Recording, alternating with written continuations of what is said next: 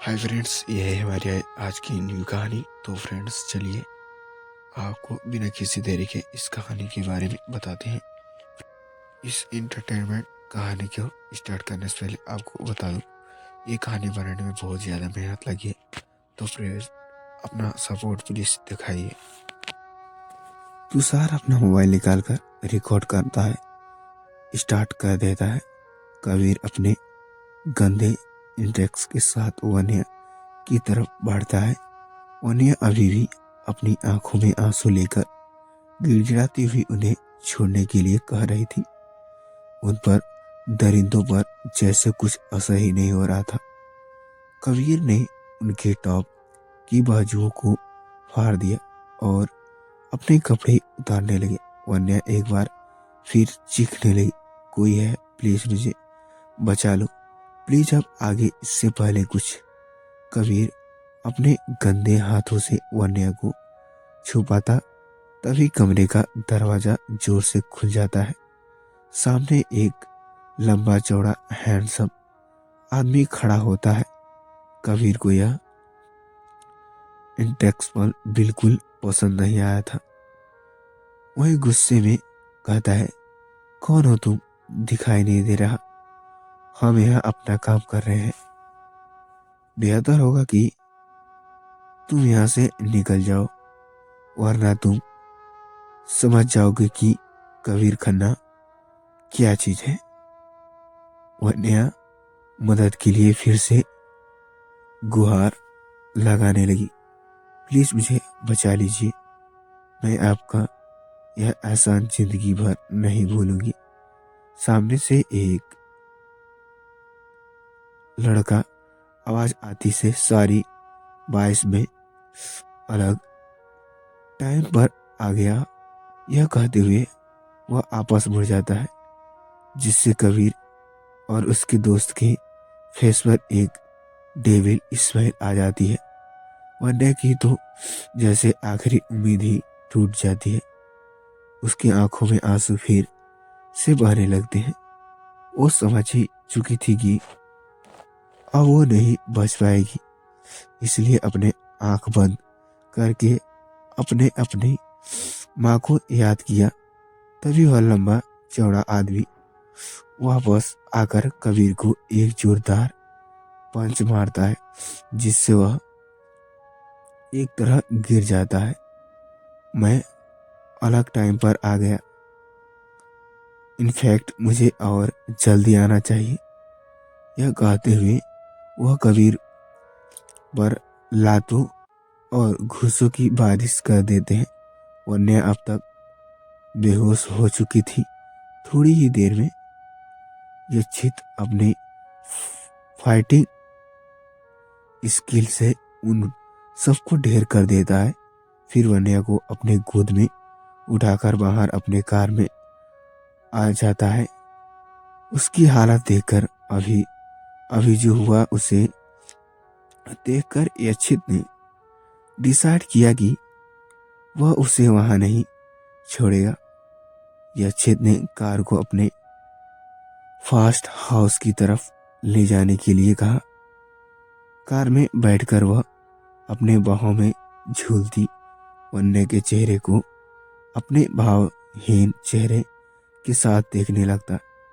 वह बहुत ही मासूम और खूबसूरत लग रही थी।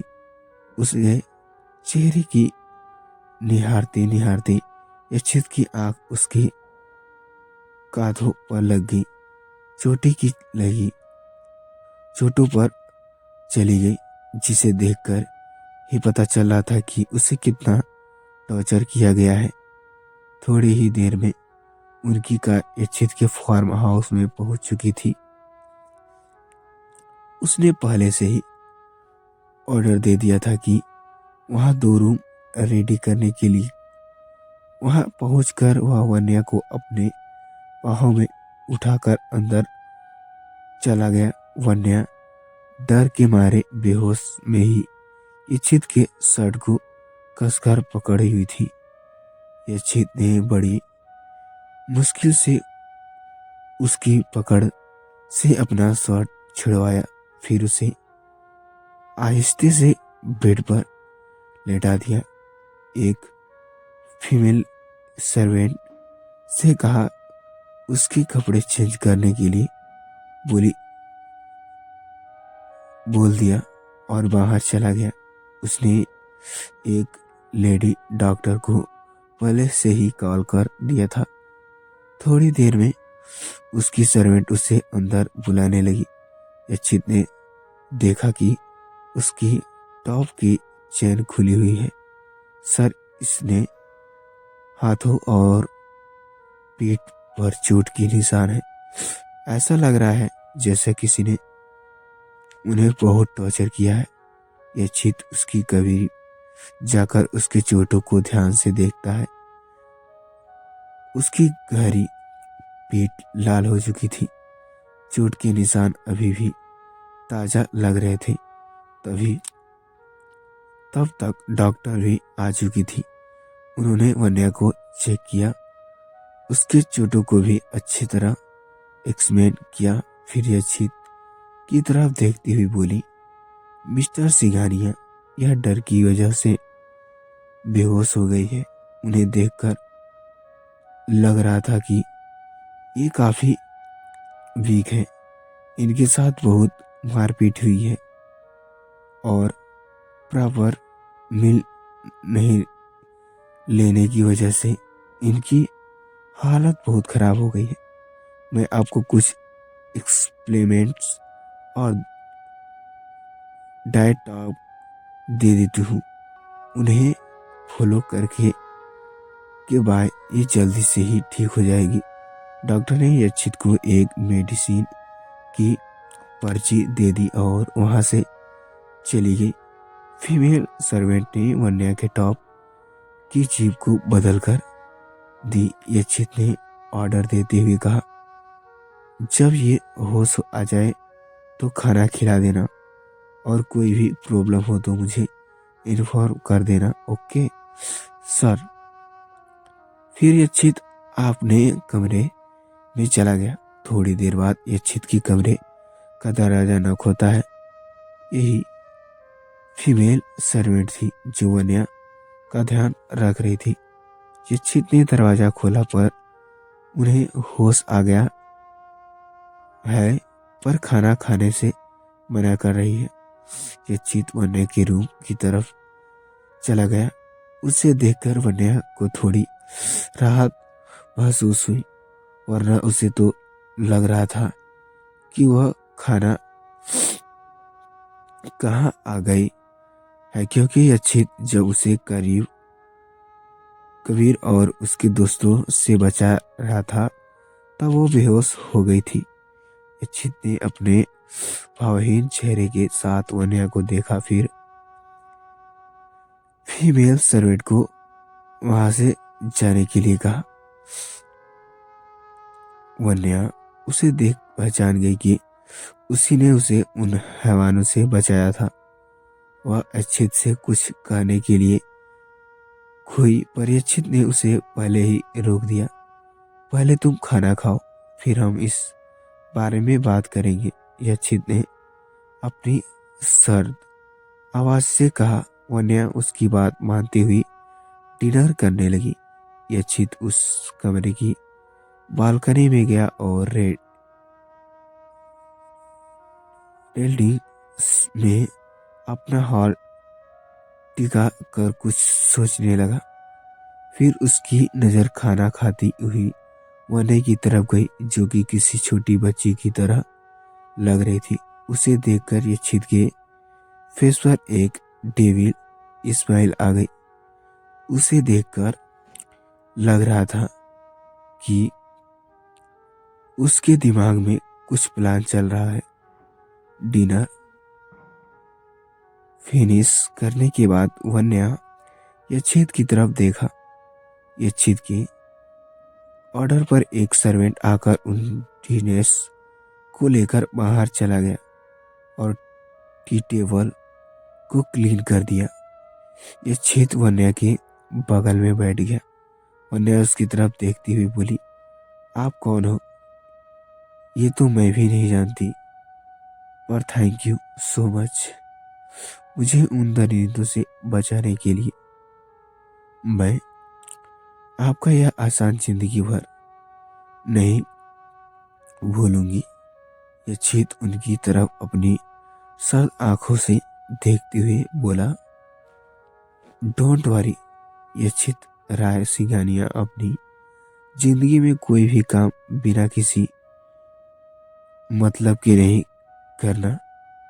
वन्या उनकी तरफ देखती हुई बोली, क्या मतलब है आपका? अभी तुम्हें तो कह रही थी न कि तुम बचाकर मैंने तुम पर एहसान किया है। वन्या ने हाँ में सिर हिला दिया, पर उसे अंदर ही अंदर डर भी लग रहा था कि कहीं वह एक हैवान से बचकर दूसरे हैवान के पास तो नहीं आ गई।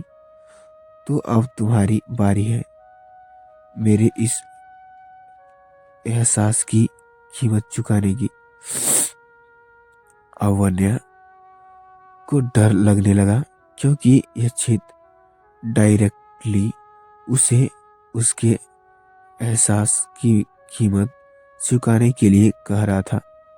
वहीं डरती हुई बोली, क्या करना होगा मुझे? यक्षित सर्द आवाज में बोला, मुझसे शादी करनी होगी।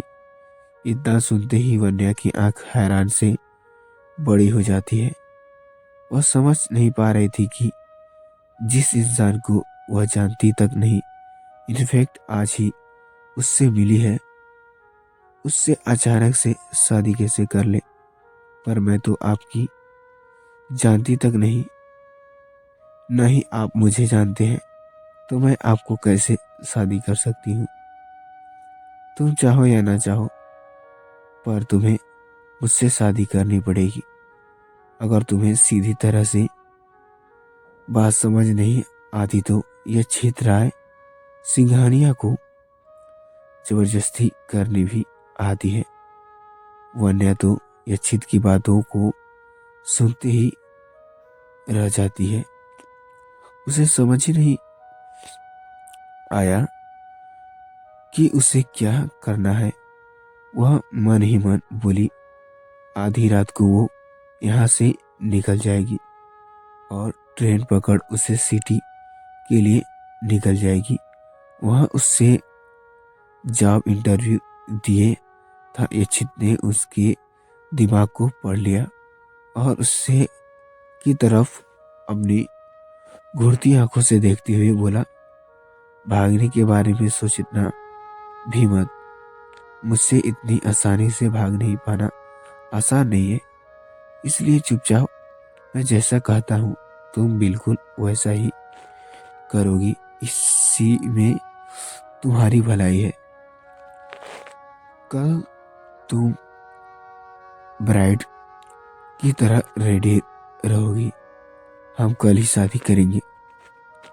वन्या तो अक्षित की बातों को सुनते ही रह गई, पर उसने भी ठीक ठान रखा था कि वह किसी भी कीमत पर शादी तो नहीं करेगी, क्योंकि उसे यहाँ से दूर जाना था ताकि वह एक सुकून की जिंदगी जी पाए। यक्षित उसकी कमरे से बाहर आ गया और अपने सर्वेंट को वन्या का ख्याल रखने के लिए कहा। साथ ही अपने बॉडीगार्ड्स को भी यह चेत दिया कि फार्म हाउस की सिक्योरिटी एकदम टाइट होनी चाहिए। वन्या की शक्ल देखकर वह समझ चुका था कि वह भागने की कोशिश जरूर करेगी। दूसरी तरफ पार्टी खत्म होने के बाद दृष्टि पागलों की तरह वन्या को ढूंढने लगी, पर वह उसे कहीं भी नहीं मिली। उसे अब उस अफसोस हो रहा था कि क्यों उसने वन्या को एक पल के लिए अपने आप को से दूर किया। वह जानती थी कि उस पर खतरा मंडरा रहा है। उसने बार में कोने कोने को छान मारा, पर वन्या उसे कहीं भी नहीं मिली। उसने उसका फोन भी ट्राई किया, पर उसका फोन तो कबीर और उसके दोस्तों ने तोड़ दिया था, इसलिए वो भी स्विच ऑफ आ रहा था। आखिरकार थक हार कर वह वापस अपने अपार्टमेंट में आ गई। दूसरी तरफ जीविका को भी वन्या की बहुत टेंशन हो रही थी।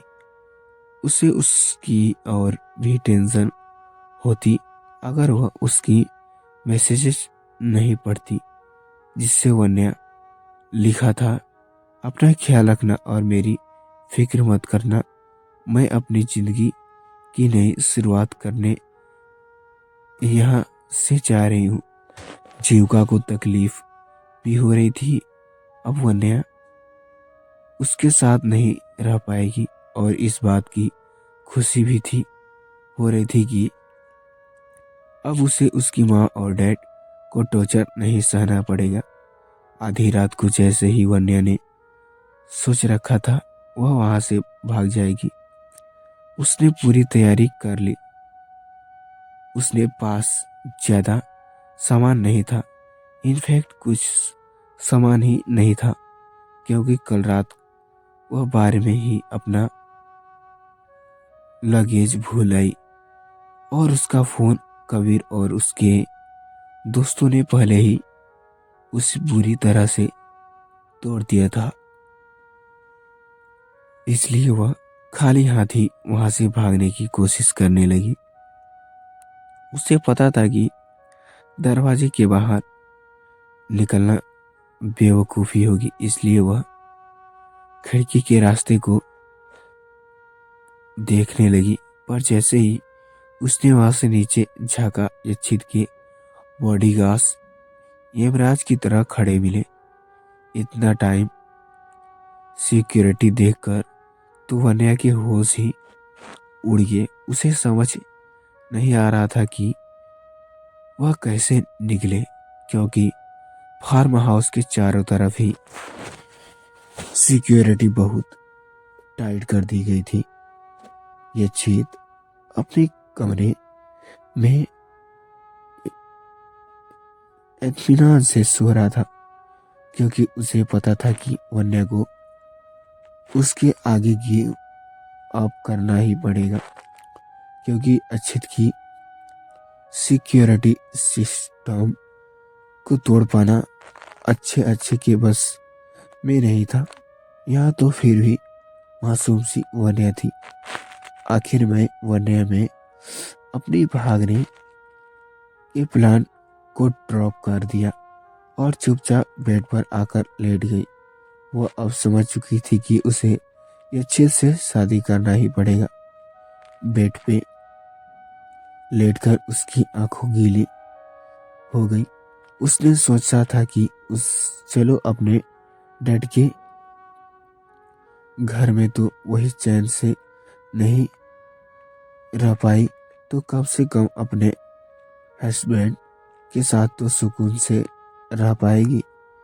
क्योंकि पता जो प्यार उसे अपने डैड से नहीं मिल पाया वह उसके हैंडसम से मिल जाए। पर यह छिटकल वन्या के इस सपने को भी तोड़ने वाला था। वही सोचकर ही वन्या की आंखों में आंसू आ गए। वह ऐसे ही आंसू बहाते हुए नींद में आहोश में कब चली गई उसे पता ही नहीं चला। तू भी कमेंट दो, ये छित वन्या से शादी क्यों करना चाहता है। कल सुबह उठकर वन्या की जिंदगी में एक नया मोड़ आने वाला है। इसे जानने के लिए बने रहिए हमारे इस कहानी इंटरटेनमेंट स्टोरी चैनल पर। तो फ्रेंड्स, मिलते हैं एक नई स्टोरी के साथ नेक्स्ट पार्ट में। तब तक के लिए bye friends, thank you for watching.